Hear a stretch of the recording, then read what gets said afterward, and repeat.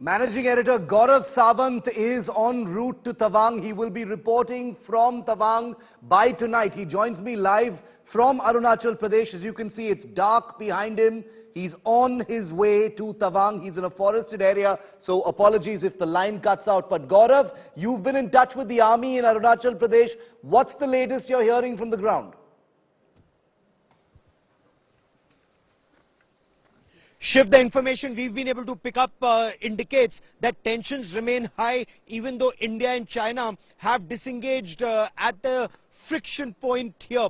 They may have disengaged, but India is leaving no stone unturned to ensure that China does not try this at any other friction point. And as you know better, there are several. Shiv, what we can also break for our viewers here on India Today is that a command level exercise of the Indian Air Force will be carried out on the 15th and the 16th of December. So Indian Air Force is also participating in a very major exercise here, yes, where Su-30 MKIs and several other assets of the Eastern Air Command of the Indian Air Force will be deployed to ensure that not only do we dominate the ground completely, we also dominate the skies in this area completely. You know, Shiv, better that the Chinese have been sending in a number of unmanned aerial vehicles and a very aggressive surveillance the Chinese mounted, and yet they did not realize that the Indian Army was holding on to those heights in Tawang in large numbers and had reinforcements on adjoining posts to ensure that if the Chinese come up and when they come up, and this is where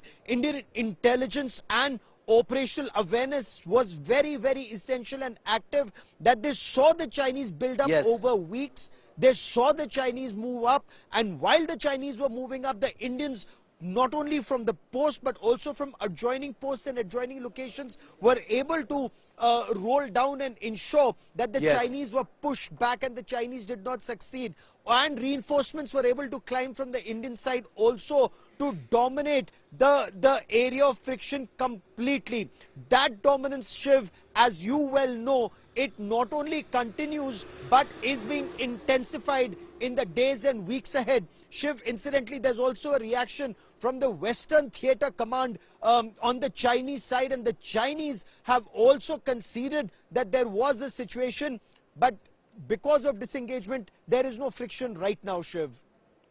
Gaurav, stay safe. We're going to keep coming back to you. Gaurav, as you can see, is in Arunachal. He's on his way to Tawang. He'll be reporting India First from Tawang sector, becoming the first journalist to anchor out of Tawang by later tonight. Ankit, if I could come to you very quickly on those pictures, you know, not many details obviously coming out from the army or the government about the specifics of where this happened, but the satellite images that you've accessed, you know, paint a pretty compelling picture of where this happened and also importantly, why it happened, Ankit.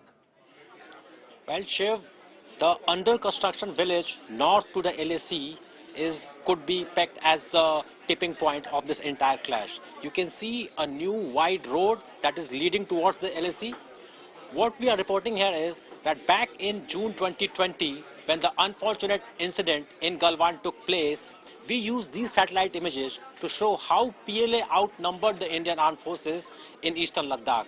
Today, we are using the same technology to establish how Indian Army not only preempted a Chinese incursion, but also very effectively made sure that they chased away the PLA intruders.